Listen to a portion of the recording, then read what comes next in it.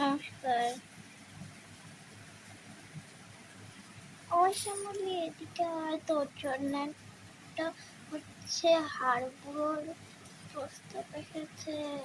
তুই ক্লাস 4 পড়িস না, কোনো খুব সন্তুষ্ট হয়েছে যে তুই অত 6 পড়িস। তুই 6তে ক্লাস 6তে পড়িস না। নমস্কার। নমস্কার।